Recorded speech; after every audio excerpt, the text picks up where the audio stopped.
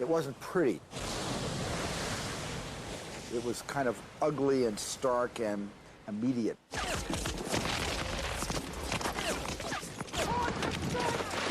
The pictures were all about chaos and madness.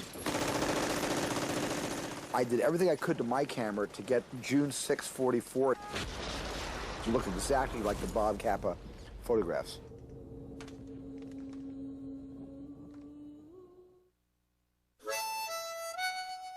The war correspondent has his stake, his life, in his own hands. And he can put it on this horse or that horse, or he can put it back in his pocket at the very last gamble. I'm a gambler. I decided to go in with Company E in the first wave.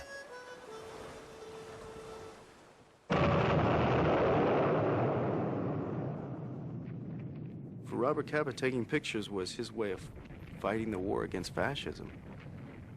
Instead of carrying a gun, he carried a camera. His works, I think, taught us a lot because, you know, he dealt with a very cruel circumstance. He wasn't just an observer. He was really as humane as maybe they don't come like anymore. He really liked people, and I think this is also why people liked him. Robert Capa was born in Paris at the age of 22. He had arrived a few years earlier, a refugee from Nazi Germany. Before he became Robert Capa, his name was Andre Friedman. This photograph, published in a Berlin journal, was taken in Budapest during a demonstration against the Hungarian dictator Niklaus Horthy. One of the demonstrators was 17-year-old Andre Friedman. He was wounded by a policeman's saber and later arrested. In the big square police headquarters, Horthy's chief of police whistled Beethoven's Fifth while beating up long-haired men. I was a young man of 17 with very long hair. The next morning, the police commissioner called my mother and told her that if I left Hungary in 24 hours, certain questions would not be asked. The next day, he left for Berlin. He went to Berlin in order to learn that which is new. Berlin was the great attraction, socially, economically, politically. It was dynamic. Things were happening.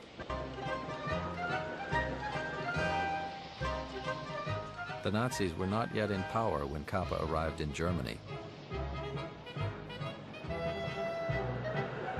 Berlin was the cultural capital of the world. Capa enrolled in journalism classes at the radical School for Political Studies. He wanted to become a newspaper reporter to fight fascism with words. He moved into a sleazy boarding house and scraped by with a small allowance. When his money ran out, his landlady evicted him. I had always loved the feel of rain on my face. But now the rain, without touching my face, went right to my shoes. I had never thought that poverty had anything to do with shoes. Now when I look at poor people, I glance at their feet.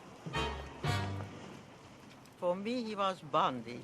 We called him Bondi, never Capa, because it was much later came this name. Eva Beshnio was a childhood friend from Budapest. She had just opened her own photography studio in Berlin. He came and visited me, and he said to me, "Is photography a nice profession? Just like this." And I said, "Bondi, you can't speak about photography on this manner." Photography was flourishing in Berlin. Some of the best photojournalists were represented by an agency called Defot, which was run by a Hungarian. I brought him to Defot, and I said, I have here a very nice boy, very intelligent and smart. Can't you give him some job? He said, okay, let him come. I brought Capa to photography, and I'm very proud of it. Capa ran errands and worked in the darkroom for a year. Then an extraordinary opportunity arose. Leon Trotsky was going to speak in Copenhagen, and all of the Defot photographers were busy. Capa said, let me go.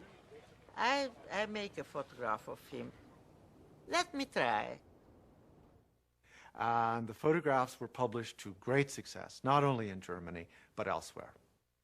Capa was on the brink of a great career at the age of 18, but his success in Germany was doomed. Just a few months later, Hitler seized power, and Capa wisely left the country. It was not possible to stay. For him, he was Jewish, he was leftist, no, and the whole Defot where he worked was finished because it was too leftist.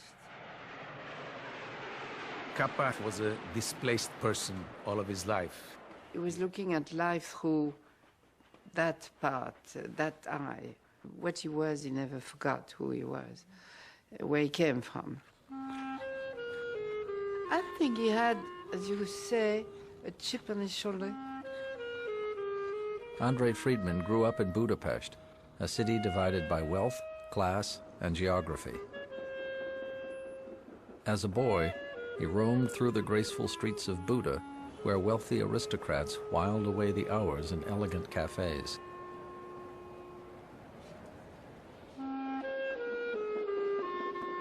Then he would head home across the Danube River to the bustling district of Pest, where his parents ran a custom tailoring shop. Their modest apartment was crowded with workers making stylish clothes for the rich people of Buda. The business person of our family was my mother, who really was a very hardworking lady. And my father was a very light-hearted fellow.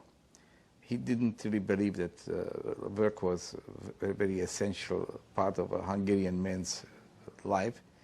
And came around 6 p.m., he would want to slip out of the house and go and play cards. On the Pest side stood the Café Modern, where the tailors of Budapest held their daily meetings, which began with complaints about business and ended with pinochle. Dezo gambled with petty cash from the family business and often lost it all.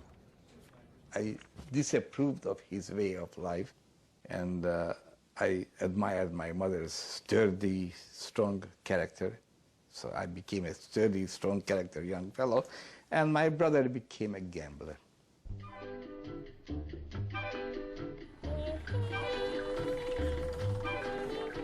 One of Capa's first assignments in France was to photograph resort life along the Riviera. He spent all of his advance money in a week.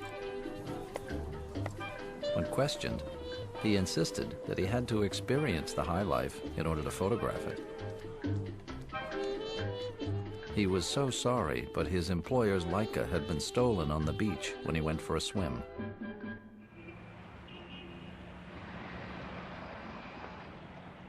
Back in Paris, he couldn't get an assignment, but he kept taking pictures. He used to come and have his photographs developed in my father's little darkroom. And when Bob didn't have time to stay, he just dumped his film in front of the door, because he was always running around like mad. Capa had absolutely no success with getting jobs from French editors. Perhaps it was very difficult to become disciplined. In fact, discipline only arrived with Gerda. Gerda Pohorilis was also a Jewish refugee from Nazi Germany. Like Capa, she had been jailed for protesting against fascism and had barely escaped to Paris. Gerda was able to speak French and other languages, and she was always beautifully made up, and she was very vivacious. Their relationship would be stormy and complicated, but in the summer of 1935, they were simply in love.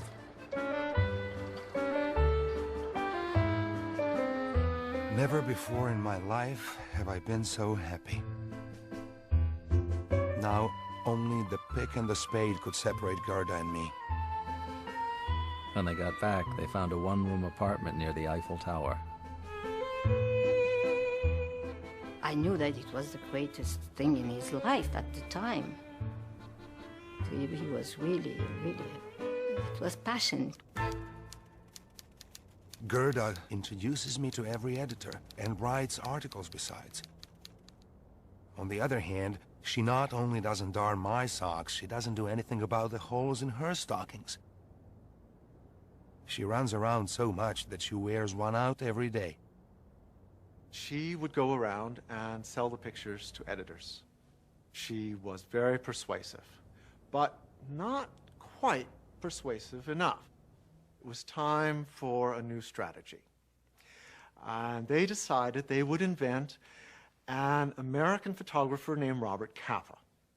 Very successful, so famous that nobody could ever really get close to him. He was always away on assignment or at some glamorous resort on vacation.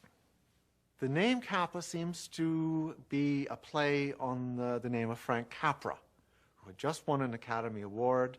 And then Gerda decided that she, fancying Greta Garbo, would call herself Gerda Taro, and that they would work together as partners. Eventually, the ruse was discovered that Andre Friedman was making the photographs that Gerda was selling as Robert Capa's. And what they decided at that point was that since the photographs were so good and they were getting published, that Andre Friedman might just as well become Robert Capa. People say he created his own character, but he fit it. He created a character that took advantage of all his innate qualities. I mean, if you had written a character like Bob Capa and you knew him, you'd say, the perfect person to play this role is Bob Capa. Dear good mother, I'm working under a new name.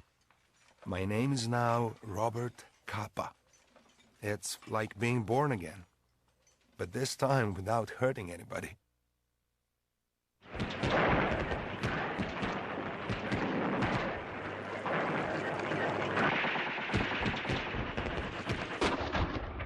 No puede hablarse de la Guerra de España. You can't talk about the war in Spain without talking about Capa and his photographs, but very particularly about this photograph. Es que retrata el momento. It portrays the moment a man dies, Recibe la muerte.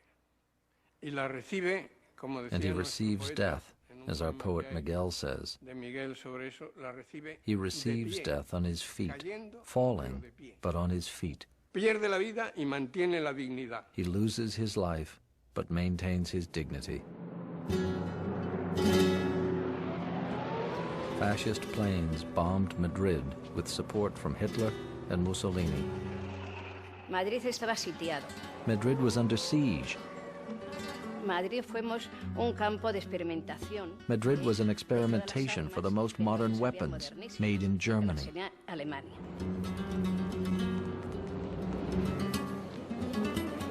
Bombardeaban, estábamos en... They bombed us when we were in line buying bread. Venían los bombardeos y no sabíamos. They bombed us and we never knew when the planes would come and kill us. He was more than anxious to show the effects of the war on the common people. And the pictures he was able to shoot showed the population in a state of terror.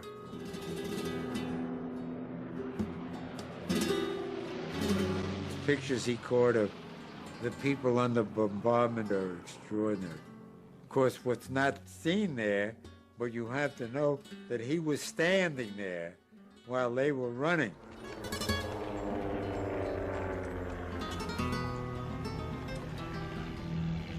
There were no smart bombs in those days, and the bombs just came out of there in strings and fell wherever they fell. Always the same. The sirens, the panic rush, the fracas of the bombs. Then as the dust settles, people go off to the morgue to see if, by chance, the son, the father, the mother that did not come home is on the lists.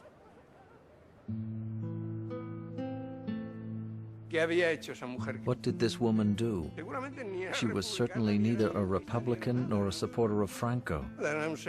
She was a human being living her life, asking, what is the reason why this happened? What did I do to make this happen?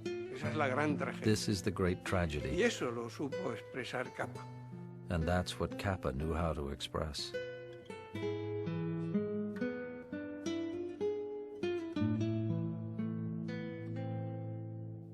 Capa's photographs were published in journals and magazines around the world. Volunteers from all over the world came to fight for democracy in Spain. Gerda Taro, a passionate supporter of the Spanish Republic, came to Spain with Capa as a journalist. He taught her how to take pictures, and they worked together side by side. This was a cause they were willing to die for. They risked their lives many times to cover the fighting up close.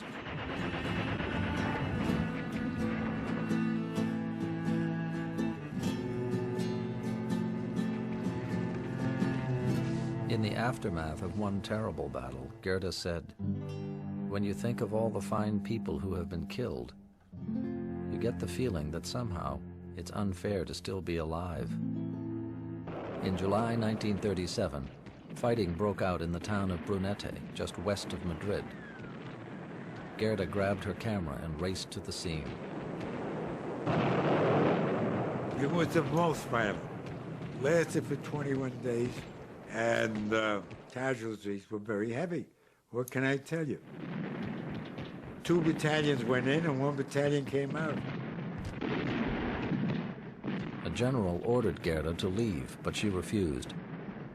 Nothing could hold her back as she raced across the battlefield, taking pictures as she ran.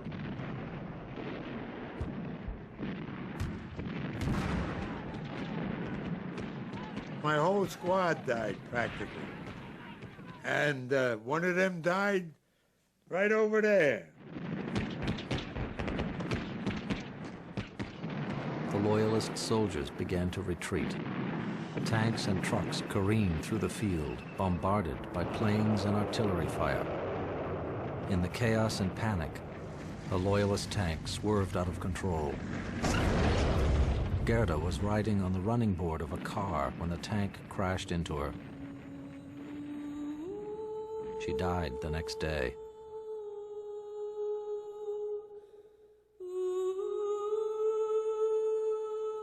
Capa learned of her death by reading the newspaper. Sitting in a dentist chair, he turned the page, and there was the headline, Gerda Taro killed at Brunete. A huge procession accompanied Gerda's body to a cemetery in Paris. She would have been 26 years old that day.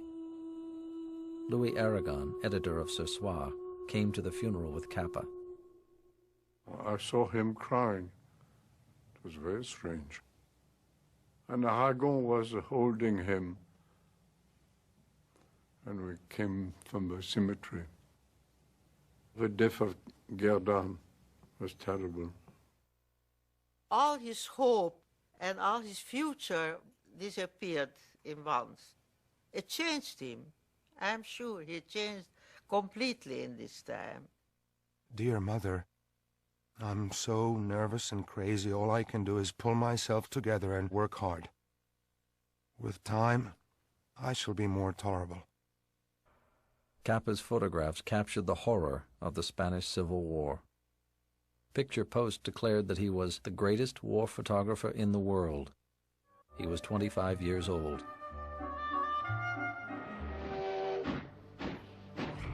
In June 1940, Paris fell to the Nazis. Capa was on assignment in Mexico when he heard the terrible news. Dear little brother, European news is miserable and it depresses me very much. The world was never as sad as it is now.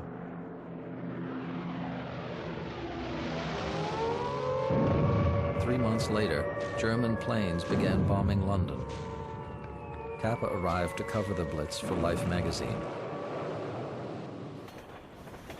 From England, Capa went to New York City. His mother and brother had moved there a few years earlier and were living on the Upper West Side. Julia was thrilled to have both of her sons with her. She had been, in fact, uprooted, and she clung to Capa. And he wasn't here that much, you know. Bob, of course, was Julia's favorite son. From the moment that Bob was born, because he had this little 6 extra finger, she thought that he was going to be a very special person. He knew how to keep her happy with a minimum of time. For example, when she went to Paris, he would send her roses to her hotel room, and he would introduce her to all his friends and take her around, but then he would vanish again. Capa went west to photograph an elk hunt. I have become a complete cowboy. They're big, tough, and healthy, and have so much fun at whatever they're doing. They don't really give a damn what's happening in Europe. He was working for Life magazine on stories that took him all across America.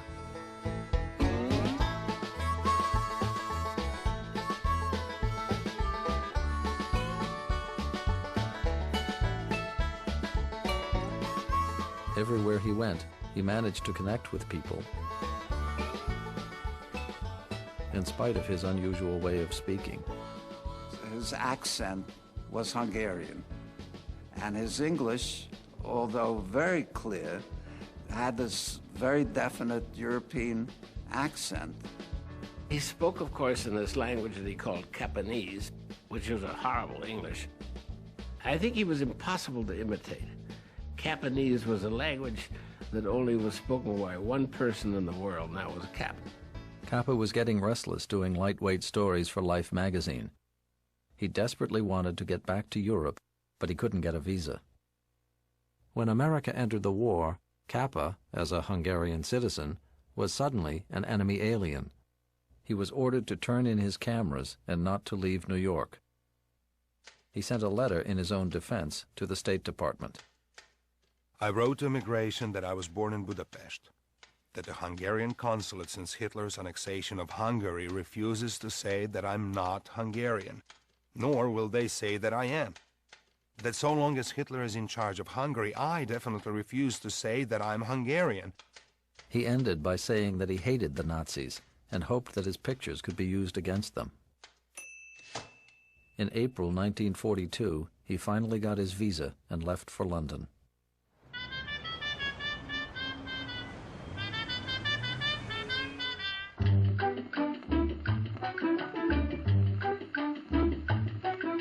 I told her the facts about my dancing. She said my rumba wasn't really bad and could be improved in no time. I answered that in 10 years no one had succeeded in making any improvements. She said she had a brand new idea. I was afraid I had one too. Capa called her Pinky, after her strawberry blonde hair. They met in England while Capa was waiting for accreditation from the U.S. Army. She was married to a pilot, which made her just unavailable enough. To prepare for life at the front, he had a special uniform made by a Bond Street tailor. He said goodbye to Pinky and left for North Africa.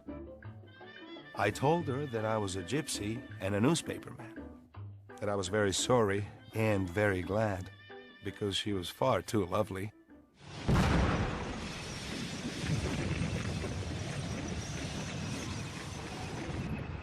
In Tunisia, he joined American troops as they advanced against the Germans.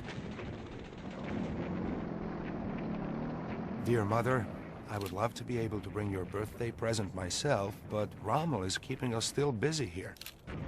From North Africa, Capa went to Sicily to cover the Allied invasion. He spent 7 months with American troops in the hard fight for Italy. I dragged myself from mountain to mountain, from foxhole to foxhole, taking pictures of mud, misery, and death. Every 5 yards a foxhole, in each at least one dead soldier. Capa was with General Patton in Sicily when Palermo surrendered.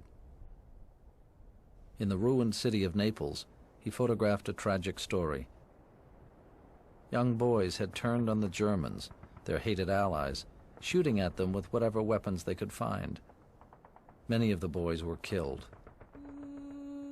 Inside the room were 20 primitive coffins, not well enough covered with flowers and too small to hide the dirty little feet of children. These children of Naples had stolen rifles and bullets and had fought the Germans for 14 days. These were my truest pictures of victory.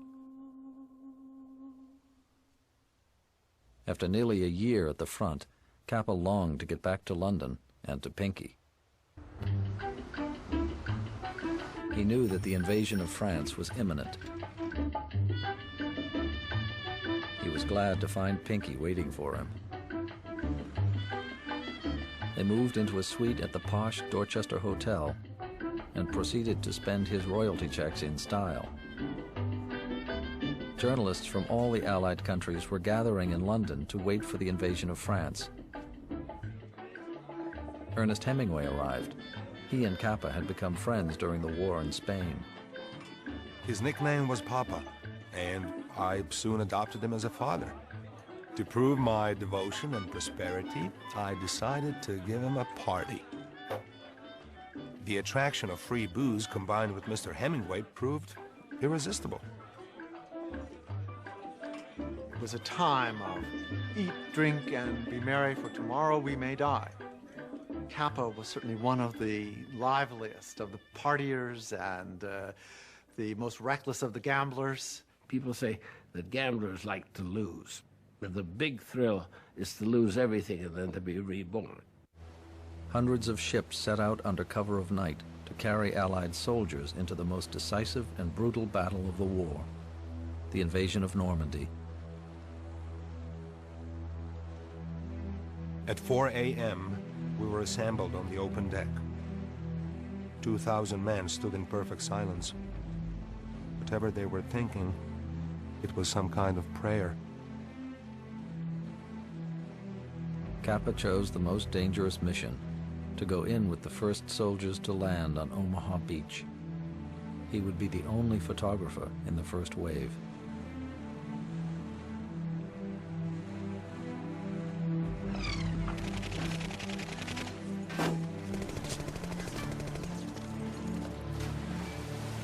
We got out of the boat and started wading.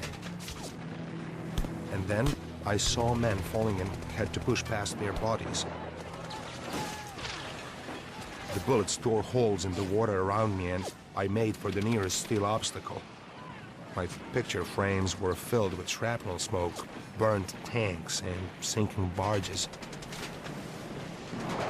Every piece of shrapnel found a man's body. I did not dare to take my eyes off the finder and frantically shot frame after frame. Everything came apart. All that we trained for just seemed to go by the boards.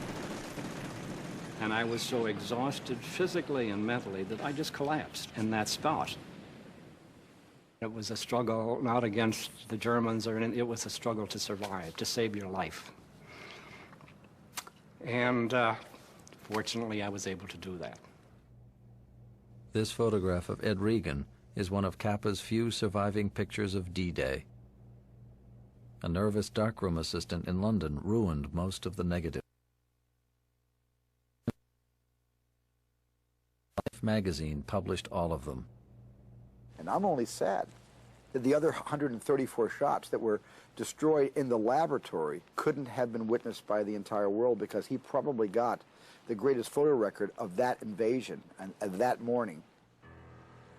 That morning, Capa had pulled himself onto a barge full of wounded and dying men bound for England. He was offered a plane to take him to London, but he refused. He returned to the beachhead on the first available boat. Nearly 10,000 Allied soldiers died on the shores of Normandy. Capa stayed with American troops as they fought their way through France.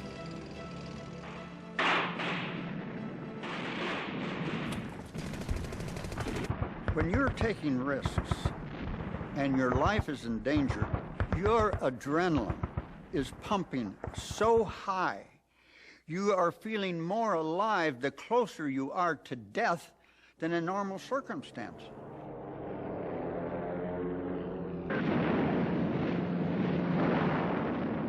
The shells started raining down on us, and I jumped into a big ditch, scared to death. And this man jumps in. He's very calm through this whole thing, and he like picks up a conversation as though, and he starts talking about Tolstoy. I'll never forget that. It's like this was just some noise going around. You know, and you'd hear a yell every once in a while, a scream. But he paid no attention to that. He just kept talking to me. And he calmed me down. Then the shelling died away, you know, and he kind of smiled at me and said goodbye and hopped out again and disappeared. And I crawled out, you know, and I said, somebody, who's that? And they said, this is a photographer named Capa. And that was the only time I ever saw him. Capa found himself really loved by the American soldiers and officers. He was a good man to have around. Many units even came to regard him as a good luck, that if they had Bob Capa with them, things were going to go well. Capa took all the same risks as the soldiers he photographed, from the beaches of Normandy to the Battle of the Bulge. In northern France, he prepared for his most harrowing experience of the war. That picture was taken when I was 19 years old. I heard this voice saying, "Soldier, would you mind standing up? I'd like to take your picture." I think the reason he wanted to take my picture was the fact that I had the Cheyenne warlock. We had a Cheyenne Indian in my demolition section. And as a result, we used to go into combat with a Cheyenne warlock. You have something, you know, hey, we're different, we're rough, we're tough, we're better. Capa had volunteered to parachute into Germany with the 17th Airborne Division. They would be jumping directly into enemy fire. It was very fearless in a sense, almost reckless. The idea was to get the photograph, and he would go to almost any lengths to get close action, good photographs.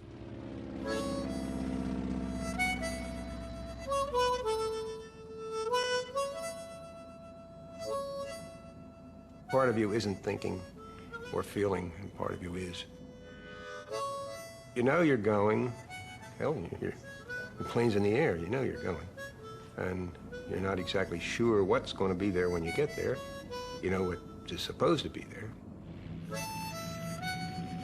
I started to think over my whole life. It was like a movie where the projection machine has gone crazy. I saw everything I ever ate, ever did, and I got to the end in 12 minutes flat. 600 feet below us was the Rhine. The green light flashed, and the boys yelled, "Umbriago!"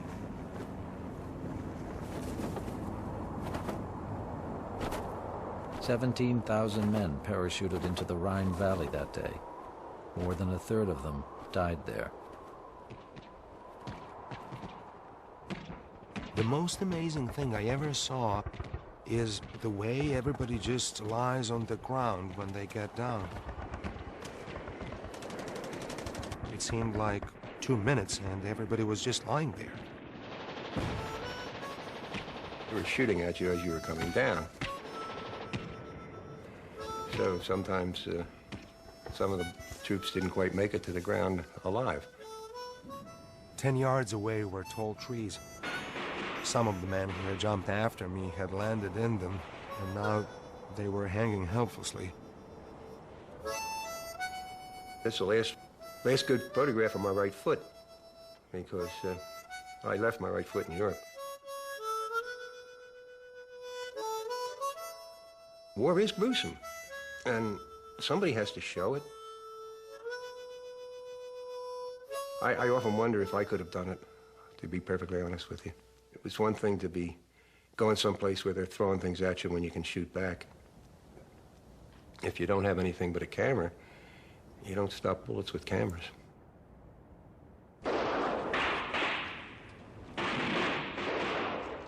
Capa entered Leipzig with the United States Army. German snipers kept firing even after the city had surrendered. Capa climbed onto the balcony of an apartment building where American soldiers were shooting back. The boy had a clean, open, very young face, and his gun was still killing fascists. I clicked my shutter. That was the last one of the boy alive.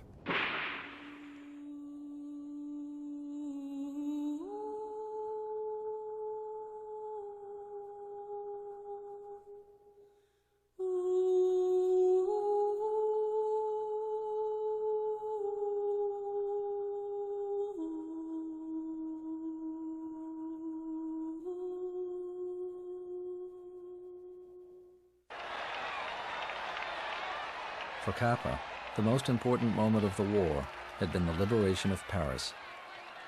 The road to Paris was open, and every Parisian was out in the street to touch the first tank, to kiss the first man. Never were there so many who were so happy so early in the morning. I felt that this entry into Paris had been made especially for me. On a tank made by Americans, I was returning to Paris, the beautiful city where I first learned to eat, drink, and love.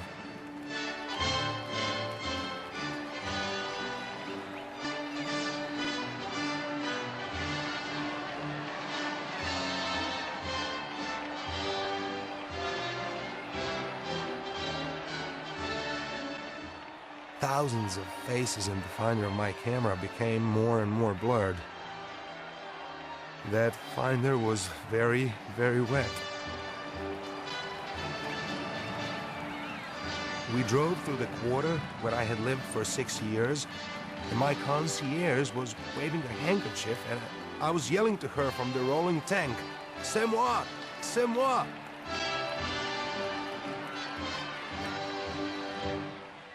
Capa had been fighting fascism for nearly a decade, in Spain, in China, in North Africa, and all of Europe. He was 32 years old, and the war was finally over.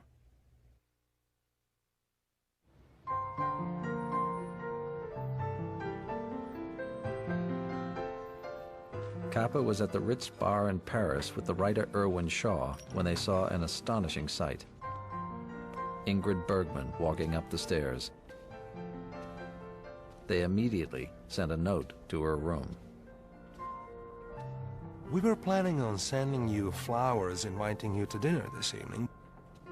But after consultation, we discovered it was possible to pay for the flower or the dinner, but not both. So Mother went to dinner and she found Bob Capa tremendously charming and amusing. And in fact, she fell in love with him. Bergman was on a whirlwind tour of Europe to entertain American troops. When Capa went to Berlin on assignment, they found each other again. It's your merry mind that I love, and there are very few merry minds in a man's life. Bergman had just won an Academy Award for her starring role in Gaslight. She soon had to return to Hollywood for her next film. She was starring in Alfred Hitchcock's romantic thriller, Notorious. Halfway through production, Capa arrived. He got on the set as a still photographer. Capa reached a certain point in his career when he no longer wanted to be a war photographer, and he thought he might like to go in the movie business.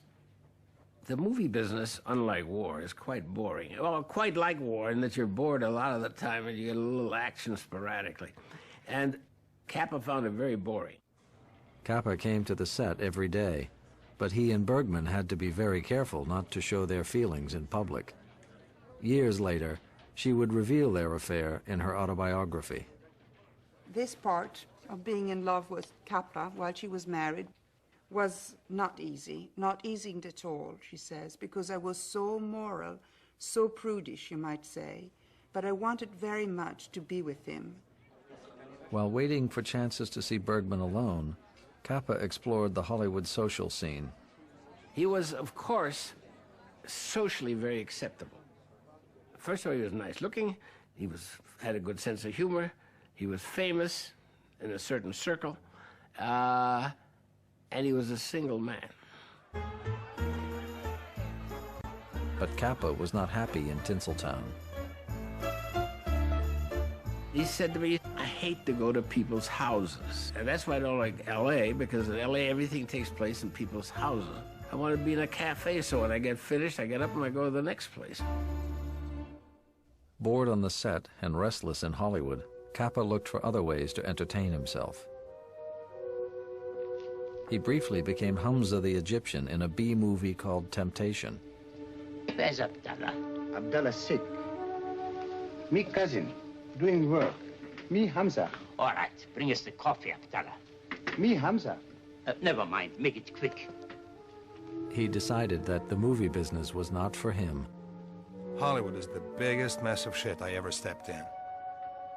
He said goodbye to Bergman and left to do a story in Turkey. Mother was ready to ask for a divorce and marry Capa, but Capa said, I cannot marry you. If they say Korea tomorrow and we're married and have a child, I won't be able to go to Korea, and that's impossible. I'm not the marrying kind. So that's it. You won't stay here and I can't go with you. It would be the wrong thing. Apparently, Alfred Hitchcock wrote Rear Window inspired to this love affair between my mother and Bob Capa. Can you see me driving down to the fashion salon in a Jeep, wearing combat boots and a 3-day beard? Will that make a hit? Well, I could see you looking very handsome and successful in a dark blue flannel suit. Now, let's stop talking nonsense, shall we? Guess I'd better start setting up for dinner. He wasn't made to be married. I mean, he was a single person. He loved to be surrounded by friends, girls, but to attach himself down someplace with somebody, I think he was really afraid of it. I'm a newspaperman again, and it is all right. I sleep in strange hotels, read during the night. It's good to work, to think, to be lonely. In New York City in the spring of 1947, Capa realized a lifelong dream. He called it Magnum. We chose that name on account of when we were meeting, there was a bottle of champagne. Though I don't drink that stuff, I'm for red wine. His idea was to form a cooperative of independent photographers. First, he convinced his old friend Shim to join him. Shim persuaded Henri Cartier-Bresson, and the three musketeers were together again. George Roger, an English photographer Capa had met during the war, signed on as the fourth founding member. Oh my God, that was something. Because they were so far apart, you know, from background, education, everything. I mean, it was amazing the way they could actually work together. The big thing which Capa brought by creating Magnum is to be independent. I think he invented the idea of photographers owning their own negatives so that they can sell the pictures to more than one magazine at a time. That was what we were fighting for, to control our works. And it's a way to be respected and not to be employees and tools of big magazines. That was the main thing of Magnum. Capa brought many talented young photographers into Magnum. Some people said Magnum is a family. In a way, yes. Obviously, father of the family was Capa, and we would all go to him to complain. if no job, if no money. And he would listen, and he would really put forward some ideas for big projects. Magnum's reputation was growing as the agency representing the best photojournalists. Capa himself was famous, not just as a legendary war photographer, but as a celebrated man about town. In the summer of 1948, Capa went to the south of France to photograph Francois Gillot and Pablo Picasso. It was not for a day, it came for about 2 weeks. That also was probably his method. You see, he would live with you, spend the day with you doing what you were doing.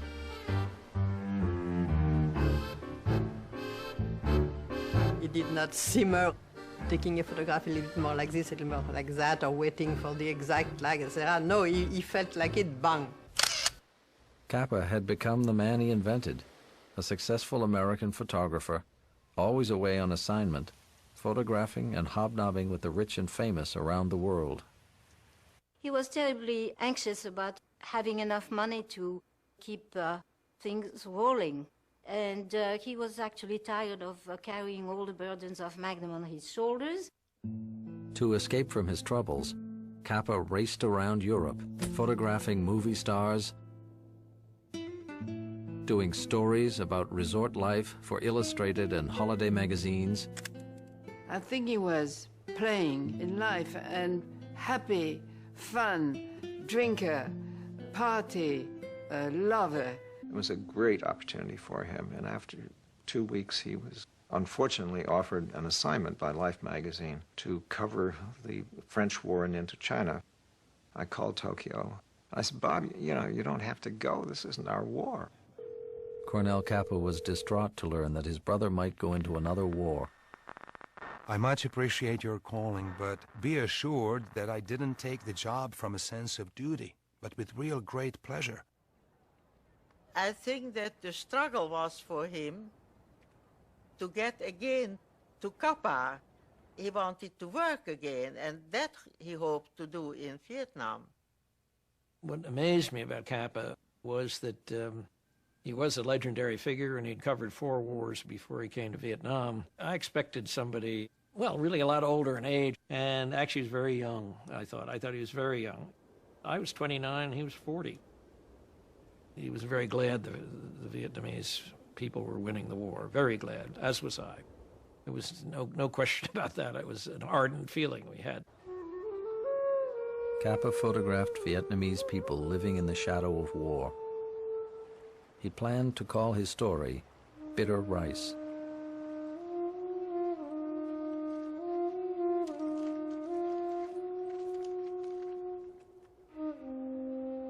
The war was almost over, and the French were retreating.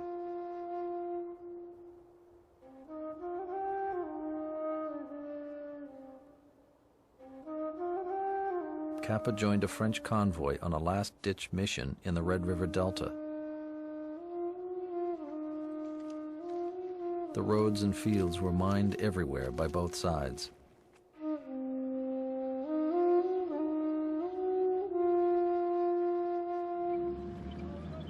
Capa was riding with a few soldiers and reporters.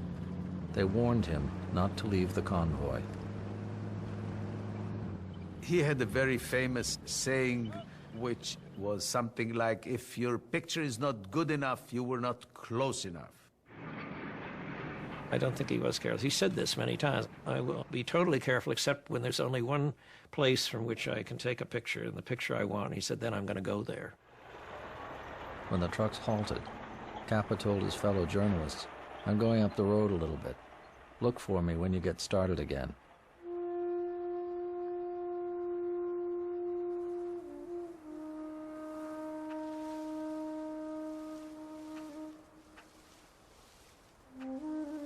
I mean, just looking at the pictures, you could see he was sticking with the soldiers. He was a pro. This is the last picture Robert Capa ever took. He had stepped on a landmine. They rushed to where Capa's body was, but there was no way to save him. He was gone by the time the ambulance came.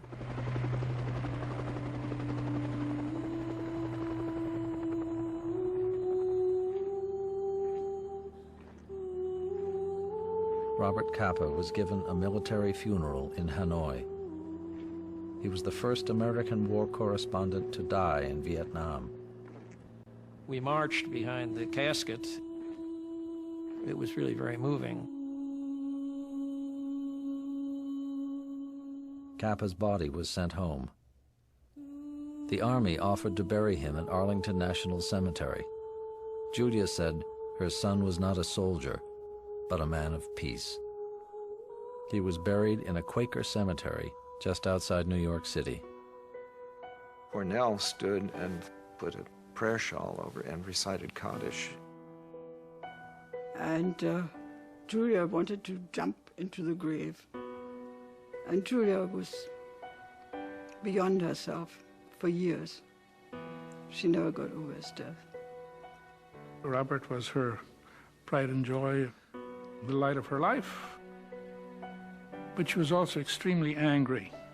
She was angry at the whole business that put him in harm's way at a time that he really should have retired from harm's way. Capa had covered countless battles in 5 wars fought in 10 different countries. He left behind 70,000 negatives, an extraordinary record of the darkness of war and the light of the human spirit. It's a way of loving to take pictures and hating at the same time, fighting. Must keep on.